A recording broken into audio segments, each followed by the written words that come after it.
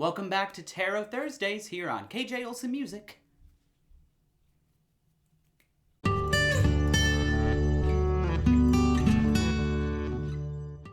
So today I thought it might be fun to do a bit of a shorter, kind of a simpler reading.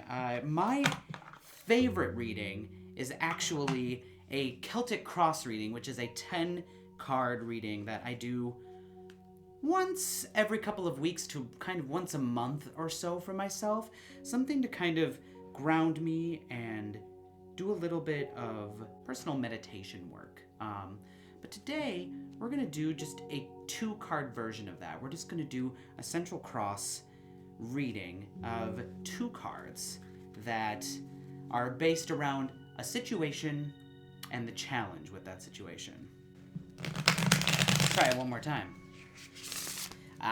That was the ticket. So now what we're going to do is split the deck. Like I said, I really like splitting the deck.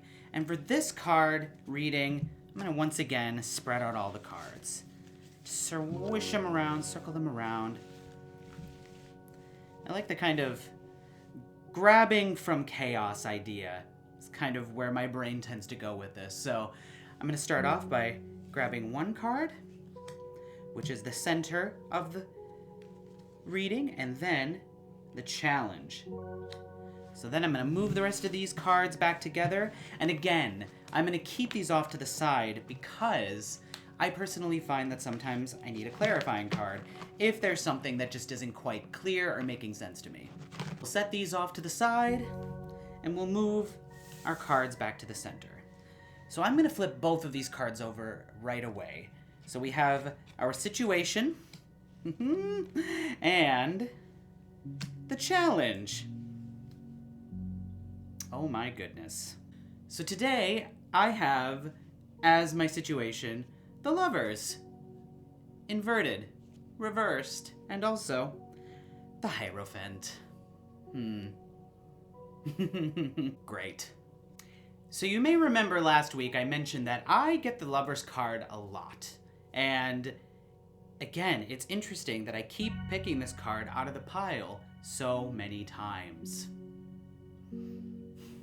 So here is the situation in my head. It's something that I've been dealing with, something I've been thinking about a lot. I am in the midst of a lot of new creative projects. I am focusing a lot of my time and attention on creating new things that are both for myself and also to share with others and give other people opportunities to create art with me through my own vision, but also utilizing and celebrating other people's visions of how things can be and how things should be. So let's just jump right in. I'm currently writing a musical, and I want the musical to be a celebration of queerness, a celebration of storylines that don't always get told through theater, and particularly musical theater, which can be not only heavily heteronormative, but also incredibly cisgendered.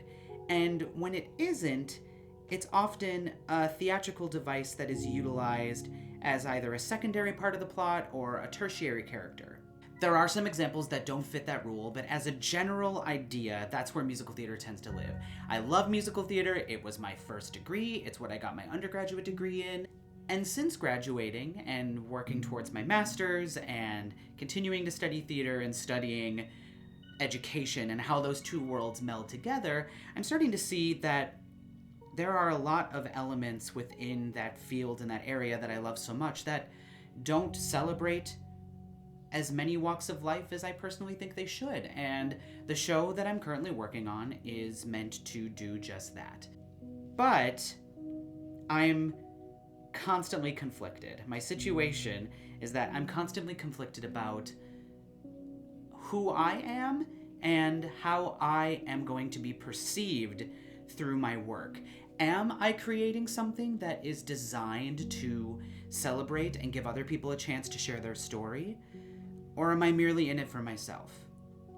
And are other people going to see it the same way that I do? You know, that's a really big struggle for me. It's something that I really honestly am constantly fighting against. That am I taking up space someplace that I'm not supposed to take up space?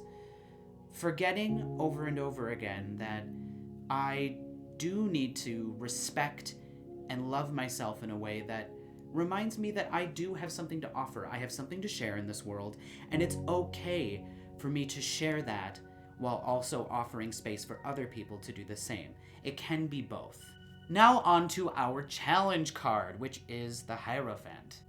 I got this card a lot in my earlier readings, especially as I was working on coming out, and I found that this card was definitely aimed at reminding me that there are systemic structures as well as institutional, foundational elements of the field that I have chosen, which is education, as well as performance and creative outlets that sometimes make it very hard for marginalized individuals to flourish and excel.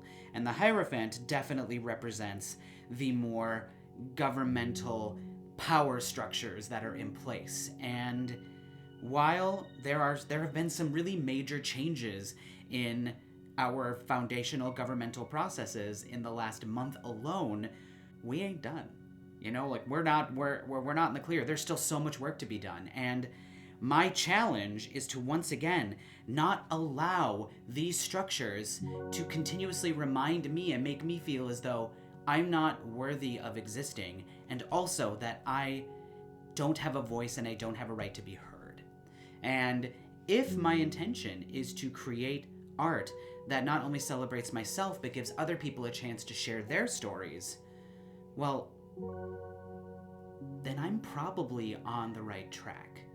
And I can celebrate that, I can love that, I can take feedback, and I can learn from it, and I can take big risks and big chances. And those challenges will always be there. While I will have decisions to make, those decisions need to come from a place of self-love. They need to come from a place of self-respect and an understanding that I have agency and power, not just over myself, but also over the influence that I can have on the world around me in small or large ways. And that those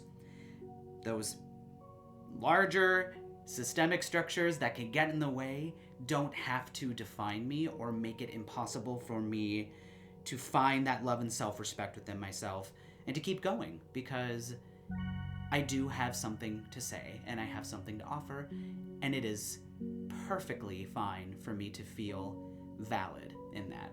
And that's my challenge right now. That is where I am at.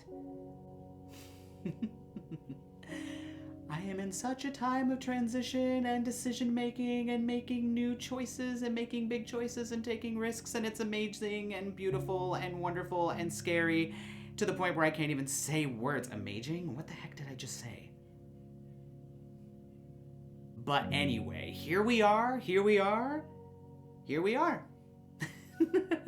And I hope that this has given you an idea of how we can take two cards and make some clear distinctions and connections about things that are going on in our lives. Because again, this is not meant to tell us what fate has in store for us or how the cards decide for us. It's all about taking what you can get from this reading and applying it to something in your life. That's where the meditation part comes in. That's where it's always helped me grow and flourish. So thank you so much for joining me here today for Tarot Thursday.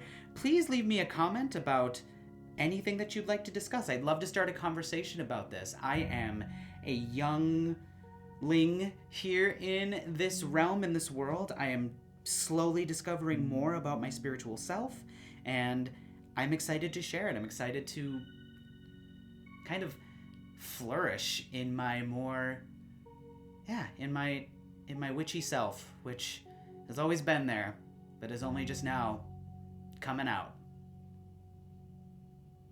Wow.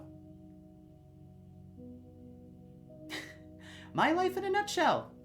Anyway, I hope you have a great rest of the day. Bye. I love you. Bye.